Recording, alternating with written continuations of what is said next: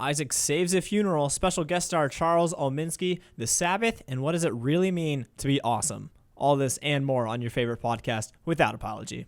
I saved the funeral. You did? You know those big, the Discover,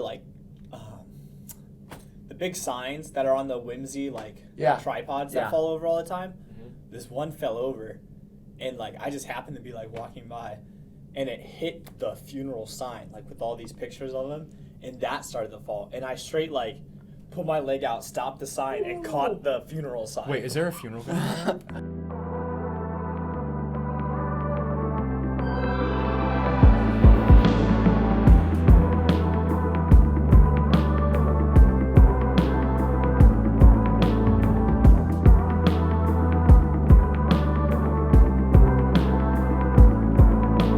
Welcome to Without Apology. I am River Harter. This is Isaac Bogue and Stephen Gamuaf and our new guest speaker, Charles Olminsky. First time new guest. Honored. Super fan. All the Charles words. Olminsky. Honored. He's the best. We love him. Definitely a super fan. All right. I'm a super fan of Charles too, especially his hair. All right, Charles, tell us about yourself and your hair. Yeah.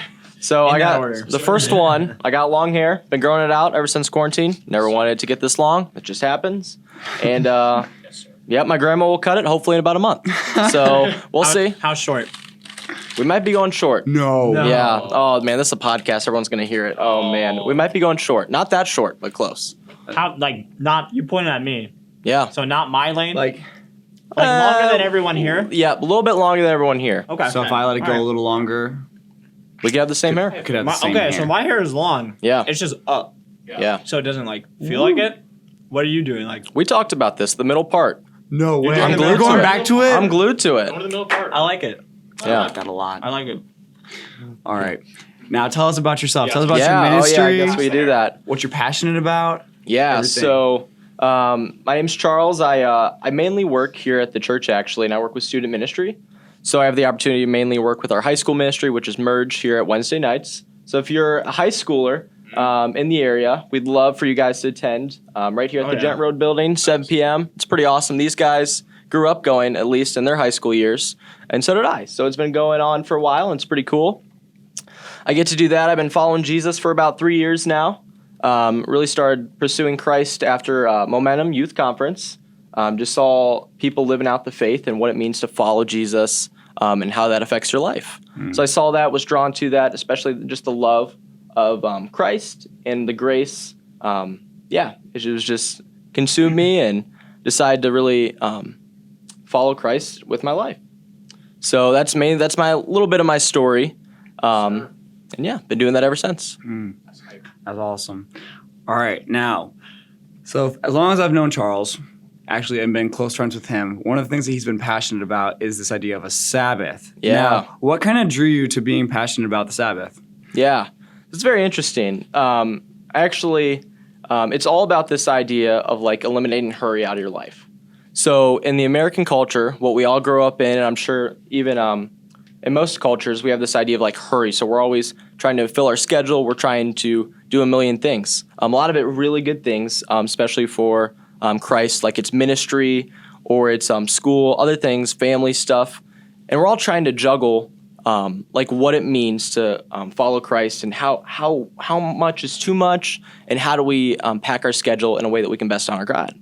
So me personally, what happened is I was that guy who kind of filled up my schedule.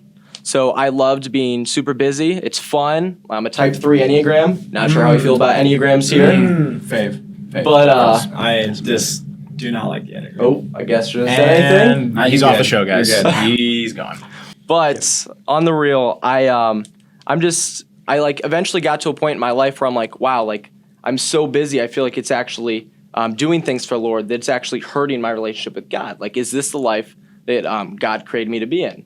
I was working at another job before I started working at the church, working 40 plus hours a week, doing anything I wanted to, also serving, also full-time in school. So it was one of the things where I was loving what I was doing, but I was is there more? Is this what I'm supposed to be experiencing as a follower of Christ? So from there, I worked with actually a trusted mentor, someone who I'm really close with, and he actually walked me through a book. It's called The Ruthless Elimination of Hurry. I would recommend that book to everybody and anybody who'd be willing to read it. It's really good. Just talks about the life and the pace that Jesus walked when he was on earth, and how we can kind of live at that same pace. And if is that the life that Christ offers? Like, what is the life that he wants us to live? So I'd really encourage you guys, if you're tuning in, like we'll talk about a couple other books, I'm sure, at the end, but that's one of my favorite books. So awesome. Yeah. Wow, that's really cool. Steve. Yes. Yeah. So, but we're gonna ask the meaty question of what is the Sabbath? Yeah. Let's ask that Please- question first. Please just start give me there. your. Big rule of without apology. We always define our terms. Yes, That's we so need to good. define. What you can't talk about something unless you're talking about the same thing. You know what I mean? So let us discuss, Chuck. What is the Sabbath to you? Yeah. So Sabbath is like a Hebrew word. It's called like the Shabbat, and it basically means to stop. So this word's used a lot in the Old Testament. We see it, and no matter where you're coming from, a lot of people might have a negative connotation, don't really know what it means. It's not something we actually really talk about, even in the church today. It's really an ancient practice, but it's really good. So basically, the idea of a Sabbath and the way that we would practice it as Christians is to take a whole day out of like one day a week. Doesn't have to be on Sunday, but really any day. And instead of doing what we would normally do, is kind of set aside that day to pursue our relationship with God and worship Him. Mm-hmm. Yeah. I feel like a lot of times people also think of it kind of as like a rest and stuff like that as well. How would you kind of pinpointed it like to say like to stop and stuff like that? This is for everybody kind of. What would you, I don't know, I'm curious. What do you guys think about like what you would do on a Sabbath? What are some of the things that you would kind of I want to say fill up your schedule because it's the complete opposite of what we just talked about. But like, what would you kind of put in your Sabbath then for things that you kind of do? Well, You go. okay.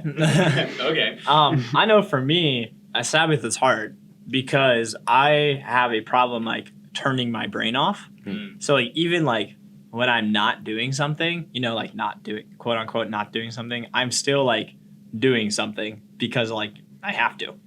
And so I know for me, like I have to go get away, like go outside, get by myself, go on a drive. I love just going on drives, right? Yeah. Windows down when it's warm out, sunroof down. Yep. Circle shade 2006 Kia Monte, yes sir. And you just like, whatever you're doing, you're reflecting on God. You're resting in God, right? He's not asking you to sleep through the day.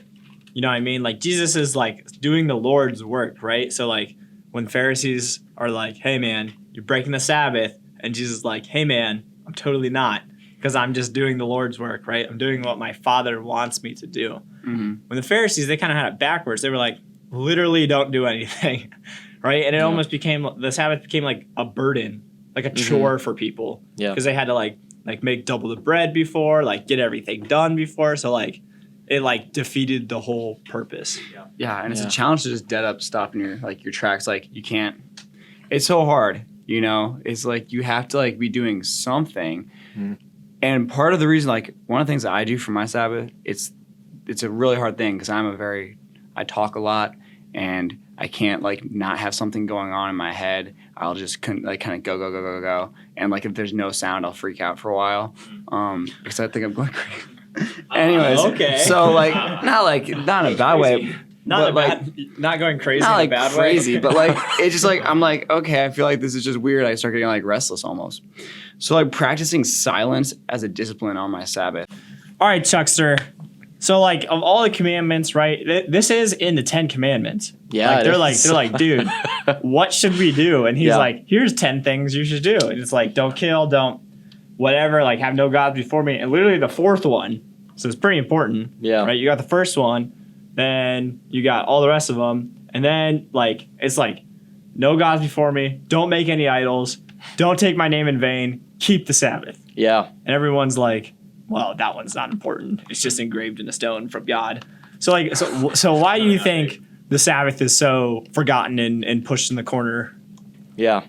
So I think there's a couple reasons. I think first off, we're very, we get anxious. Like we want to be at a place before we can rest that we have everything done. I think for all of us, I know even in this room, have very busy lives. So most of the time we feel so consumed that a lot of the response on like people saying, hey, you should try out a Sabbath. They're like, I would, but I don't have time. Like there's a lot of that goes around. A lot of people, that's really the first thing. I think people are just nervous that they won't be able to get done what they need to get done. That's one of the big things. I think there's a big misconception too. I think oftentimes whenever people are talking about the Sabbath, they sometimes make it legalistic. So if you don't know what legalistic is, it's like basically these like set of rules that you would have to like follow in order to like fully do the Sabbath. For example, some people might look at the Sabbath and like hear like, oh, like you're not supposed to like work or anything. So they feel it like more as a like restraint than like a freedom. Yeah. And I think that's even a lot of what we experience in other Christian disciplines too. Like we kind of miss it a little bit. But what I love is the way that like Jesus talks about the Sabbath, and like and even I took this quote from a guy.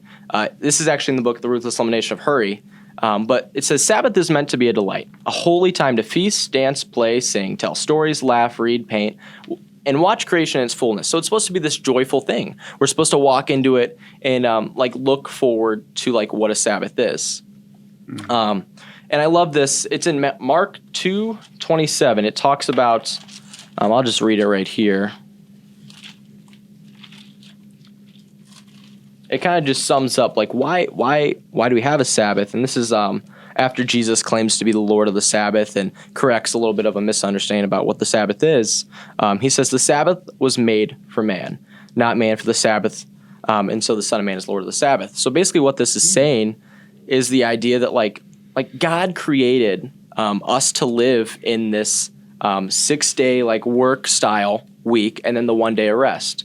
Like you look at the creation story, right? If you like there's 6 days that God created things, and on the 7th day he rested, right? Like certainly God does not need to rest. That just goes against him having to rest would go against who he is. But he creates this this style, right? This like rhythm that he invites his creation to walk in. To rest.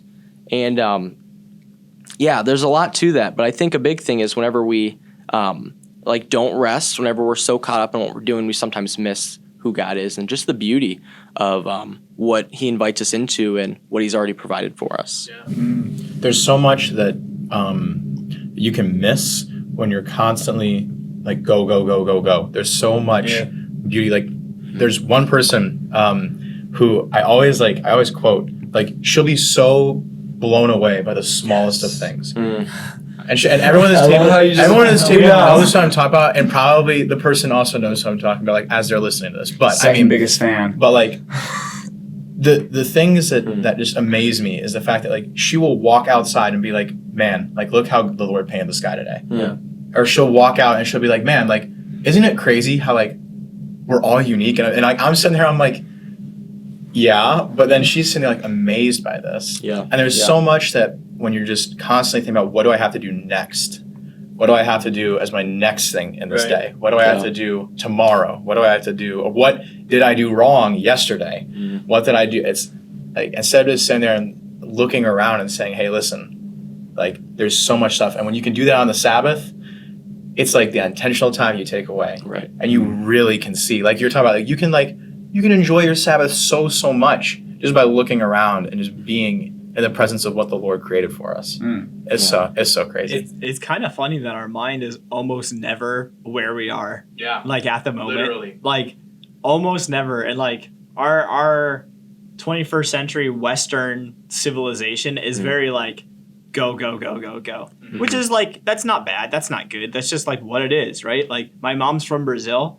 In Brazil, it's rude to be on time, right? Like you're not on time to things. You have to give the host extra time to prepare. Like everyone's like you go with the tides, like all this kind of stuff. Like they're very laid back people. Yeah. And then you come here, we got a schedule. Yep. You got meetings. You can't be even on time to the meetings. You got to be early to the meetings, and like something like runs over, your whole day is blown up, and like that's not what God meant us to be like. Like Jesus just walking around doing his thing, right? Obviously he's intentional with what he's doing, but like when a lady pulls at his cloak, he stops everything. That's and he right. says, "Who touched me?" Yeah. He stops right. everything to interact with the one person who's there and in the present. Even though Jesus I'm sure he's got a lot of stuff on his mind. But like again, like you look at Jesus, like stops at a well, talks to a woman for a while. Right. You know, like he just doesn't appear to be in a hurry to be doing anything. It's like, oh, this is what we're gonna be doing. He sent his disciples ahead of him, like, hey, if you find a place to stay, awesome, we're gonna stay there. Yeah. It's like we're just gonna kind of go and like do whatever's in front of us, and we'll work from there. Right now, we're just gonna live in the moment. An interesting thing that was said, I forget who said it, but someone here said it. It's about being present and how often we're not present. And I think it was Isaac actually. But like, if you whoa, Let's go. But when you think of it, we're going. But think of how productive you are when you're just going. I can think of it like the days when I'm just going. I get nothing done. Nothing is like fruitful. Yeah. Nothing is done with purpose. It's just done sloppily. It seems misplaced oftentimes. But the days when I can be present, show up, and appreciate what's around me, and see what's around me, those are the days when you see God in all of his creation, all of his glory, all of his majesty that he's put before you. Yeah. And that's when you can just be completely just in awe of who he is. And I don't know. You know the song Awesome God? Like, our God is an awesome God. He reigns. Oh, yeah. Oh, yeah. But like, that's right. That one, good plug. I hate that, like, we as a culture, we've gotten over this idea of God being awesome. Yeah. You know, and awesome is so... Awesome is what he is. He's just above it all. He's the one that is the only one that we can give that kind of praise to. Because we're like awesome. We'll say awesome to whatever. Like, I know I do it. And I've been thinking about it over the past few weeks. I'm like, man, our God is awesome. And just by looking around at creation, taking in the things that I am present in instead of pushing forward into the next thing and doing it sloppily. And I just like, I think it was you that said something about like rushing. But like, how awesome is it that our God put all of us here together today to do this podcast, you know? Right. And like, we get to appreciate each other's in our wonderful minds, like in our souls, just to be around each other's. Our souls delight in being around each other and talking about our God. Like, how cool is that? Awesome. Yeah. So cool. To stand in awe of something. Right. Exactly. But like back in the, like, okay, just because I study history so much, like, I'm joking. Study history? But like, but like, back like in like Mayan times and like all the way back to like really ancient civilizations, like if someone used that word, that would legitimately mean that you have to stop and almost just like take it in. Like awesome was not used, like you would see an awesome statue. It would not be something that's like, oh, that's super cool, man. It'd be like, that is something that you have to stop, admire, give a second of just like thought, intentionality to it basically is the best thing.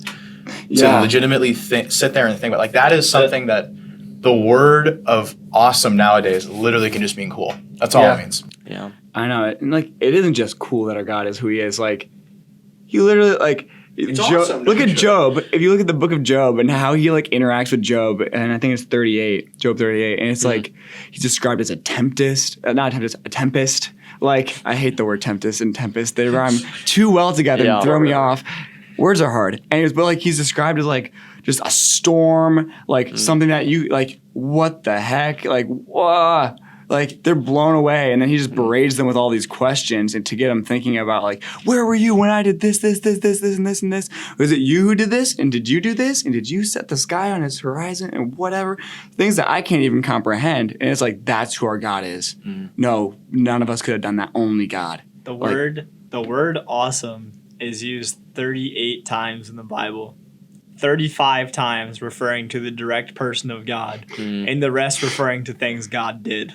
Wow. So that in and of itself, strictly reserved for God being an awesome God. And what awesome means, like what it really means is, in these instances, right? So when it's used in the Bible, to fear, to be afraid of, a healthy fear, right? Not like, you know what I mean, right? To stand in awe of, to fear, to show reverence, to show honor, to show respect, to cause astonishment or awe, to be inspired.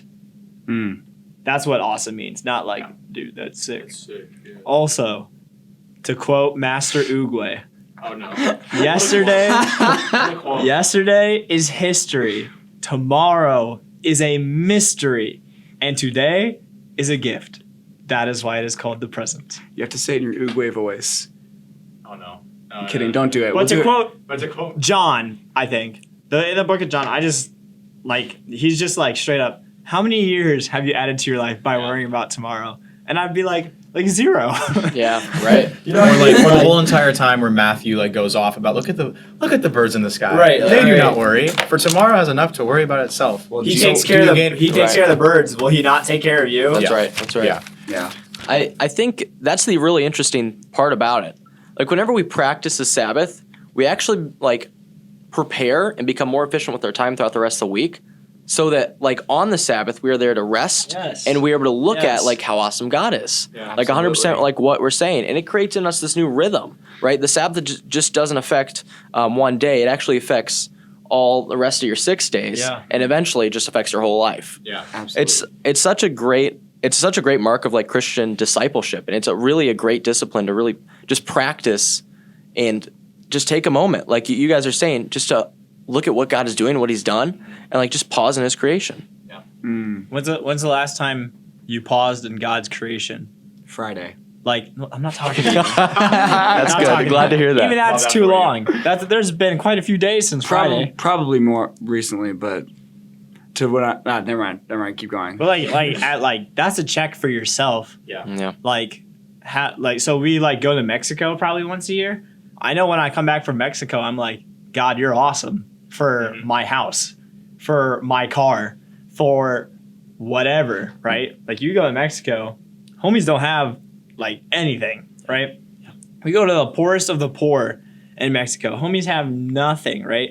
And these dudes down there are so infatuated with the awesomeness of God that they're like, I don't freaking care. Like there's like a weird like saying, it's not, it like translates weird. Like older people down there will say, if I'm still alive.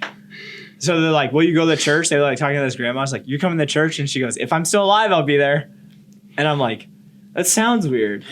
But like chilling. The fact she's not like even worried. She's like God's got me. You know what I mean? Like if I'm dead, I'm dead. Like, cool. If I'm not, I'm not. I'll be there. You know what I mean? Like, I just wish we could have that reverence and that like that awe and that childlike faith all the time. Yeah. That'd be sweet. I'll kind of wrap up with this. So, got a really cool opportunity like a couple weekends ago to just take like 2.5 days-ish out with a bunch of like just like people around our age and just kind of enjoy a little bit of like a weekend off almost is what it kind of felt like. But I think that so much of the time when you get glimpses of that, like when you get unintentional Sabbaths almost, where you get like time away, it reminds you of how important a Sabbath is, a real intentional Sabbath. And it's like God's looking out for you in that. Yeah. And so I think like there's something about, and like I love how like the different cultures, like you were talking about, Isaac, look at the Lord with such reverence, such awe compared to us. I think that honestly, the way that Americans could see that easier is if you don't want to go out of the country, that's great. Just take a day outside, just you and the Lord, and see how much different your life becomes just from that. I mean, that's like, there's so much of almost the, like you're trying to achieve what society tells you. I think that's what America like struggles with the most. You try to achieve what the social kind of standard is for your gender, for your age group, for your whatever, like doesn't matter. You're trying to achieve that. And when you all of a sudden break that and when you go off somewhere that's completely different of that, first off, being a Christian already has done that for you. But second off, when you take this intentional day of rest, of joy, of celebration of the Lord, that's different. That's different on purpose. And that's different for a very, very good reason. And so I feel like if you get those like unintentional Sabbaths, use those as a reminder of like, you can have that every single like week, every day, once a day. Okay, hold on, I'll get this sentence down. Once a week, every single week, you could experience that. And heck, what's stopping you from experiencing little glimpses of that every single? You can have like hour-long Sabbaths a day. Like, and there's, I think what the Sabbath is, as opposed to like just a moment with you and God, the Sabbath is something you're intentionally, like, I put this time away for God. Yeah. Right? I put this time where I do nothing and I focus with Him. And God is so awesome. And He gifts us with, like the other day, I just went outside to, like, I was literally just walking in my car. And I was like, I'm going to be, like, super early to this thing. And, like, for no reason at all, like, I didn't even think. I just stopped. And I just listened. And I was like, that's a bird. That's some water. That's the leaves. That's the way. Like, I never hear these things. That's a bird. And you take, like, 1 second walking outside to your car. Like, that took me, like, 30 seconds. Changed my day. You know what I mean? Like, it just changes your outlook. Charles, I wonder if you could maybe talk us through, like, how we can effectively give ourselves a Sabbath. Yeah, that's really good. Because we're all, like, I remember when I first tried to do Sabbath, I was actually getting upset with myself because as a 3, I'm just trying to accomplish everything. I'm trying to do it perfect. But I think a good part of, like, a Sabbath is, like, first off, just, like, planning it in your week. So, like, if you got, like, for me, I have class on Saturday. Super weird, but it's at this Grace College Akron thing that you guys talked about last episode. Saturday class kills me low-key. Right. But, like, I prepare my week. So if there's, like, other errands I have to run outside of my work or outside of school or other ministry that I'm involved with, I have to do that throughout the week. Yeah. I want to, like, just prioritize other things. So whenever I get to Friday, which is my Sabbath, spoiler alert. Doesn't have to be Sunday. No, right? It doesn't have to be Sunday. It doesn't have to be any day in particular, just whatever works for you. But whenever I get to my Friday, which I just do like Friday morning to Friday, or to Saturday morning actually. But all that being said, when I get there, I'm like prepared. So like in my head actually, so for people who have to plan things, sometimes I'll be like, okay, well, I'm going to read this much scripture. I'm going to read this. I'm going to focus on this passage. I'm going to go for a hike. I'm going to schedule time to have a meal with like someone I trust and in like fellowship, which is just like Christian community, and just talk about who God is. Like it could even be things as simple as, you know, just hanging out with some coffee, going to a coffee shop if that's something you're like. If you have a family, it would look like spending that day with your family. But if you're a college student or a younger student, it might just look like trying to arrange time with close friends or someone you trust. But I think the biggest thing that I want to encourage everyone listening is the fact that it's not meant to be this thing that we have to like check the boxes. So like you're going to mess up. Your Sabbath isn't going to be perfect. I think you're never going to fully get to like a perfect Sabbath. So we're all just trying to figure out just a way that we can just stand in awe of God, just like what we're saying. Yeah, it's a good challenge to leave us with. I really like that. I challenge you without apology, and Chuck officially challenge you to start off by just putting an hour aside to hang out with God, to hang out with Him. Turn that hour into 2, turn that in, just send it. Do a full day, man. Send it. Like the amount of time you waste on like, not you, the amount of time we all waste on like random things. Who was I talking about TikTok with? Oh, not TikTok. Carter Kim. I was talking like, with Carter Kim about TikTok. Nope. And we were just like, dude, I just wasted 2 hours. Like, you didn't even, I'm like, what if I worked out for 2 hours? What if I read the Bible for like, what if I Sabbath for 2 hours, right? Yeah. When it's all said and done, you're not gonna say, I wish I spent more time on TikTok. I wish I spent more time like, and like that stuff is whatever. You know what I mean? But like the point is we waste time on the foolish of foolish things. Yeah. And so I love and I respect and I revere Chuck for his passion for the Sabbath. And like, to be honest, I wish I had that. And I pray that like God keeps putting that on my heart. Like, hey man, put some time away for me. And that's something I pray for everyone. If you're looking for a Sabbath, we are having a collective spring retreat. That's right. This weekend. That's right. March 26th through the 28th. This episode airs on Thursday. Honestly, I'm going to try to get it out earlier just so that you guys can have time to sign up for the retreat if that's on your heart. But the retreat is going to be sweet. We're going somewhere kind of far away, only like an hour, but there's lots of hiking places, lots of places for a Sabbath. That's right. For an hour Sabbath. Right.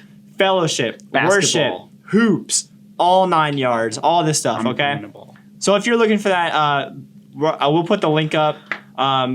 Check out Collective, GCM underscore collective on Instagram. Right. The link's in the bio. Get in contact with any of us. We'll get you there. That would be a great place to start. We love you so much. Make sure to check us out on all your platforms. Charles, any closing words? check out the Sabbath. Check out the Sabbath. We'll see you next week. If you enjoyed today's podcast, make sure to give us a 5-star review. Also, make sure to subscribe and follow us on all our social media platforms. If you wish to enjoy all the visual aspects of this podcast, make sure to check out our Instagram and our YouTube. The cool thing about our Instagram is we are always looking for interaction with you. If you have a question, comment, and concern about anything in the world, you can DM us and let us know, and we will talk about it on the show. Thank you so much for listening. We hope you enjoy. We'll see you next week.